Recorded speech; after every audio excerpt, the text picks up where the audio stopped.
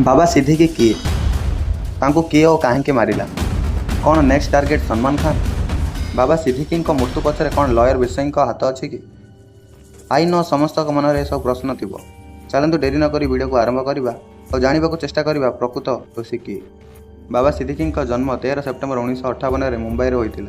से आरंभ कांग्रेस पार्टी सहित राजनीतिक यात्रा आरंभ करते लोकप्रियता और सामाजिक कार्य द्वारा जनता मध्य से बहुत लोकप्रिय होते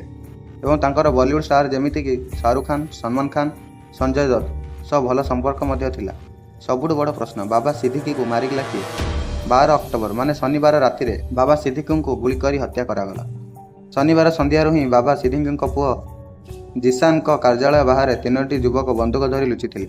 शूटर माने बाबा सिद्दीकी को अपेक्षा करते जितेबाला बाबा सिद्दीकी बाहर को आसिले मौका देखी शिव कुमार गौतम बाबा सिद्दीकी को गुली कर हत्या करते गुली लगला शेष थर पर बाबा सिद्दीकी कहते मते गुली बाधी मु आ बंची पारिबिनी मु मरीजी पुलिस कहवा अनुसार बाबा सिद्दीकी हत्या पछारे मुख्यतः 6 जन हाथ अच्छी 6 जन मध्य 4 जन को पुलिस गिरफ्त कर आपण मैंने सोशल मीडिया देखिथिबे जे बाबा सिद्दीकी मृत्यु पछारे लॉरेन बिश्नोई गैंग हाथ अच्छी यह केते सत चलतु जानिबा हत्या हेबार 14 घंटा पर सोशल मीडिया रे गैंग पक्षरु एक पोस्ट करा जायछि सुब्रू लेंका नाम अकाउंट रे शेयर होइतिबा पोस्ट रे लेखा होइछि जे बाबा सिद्दीकी चैप्टर सरीला सलमान खान का सह आमे कोनोसी युद्ध चाहुना किंतु से बहुत क्षति घटाई मो भाईर जी भी सलमान खान किंबा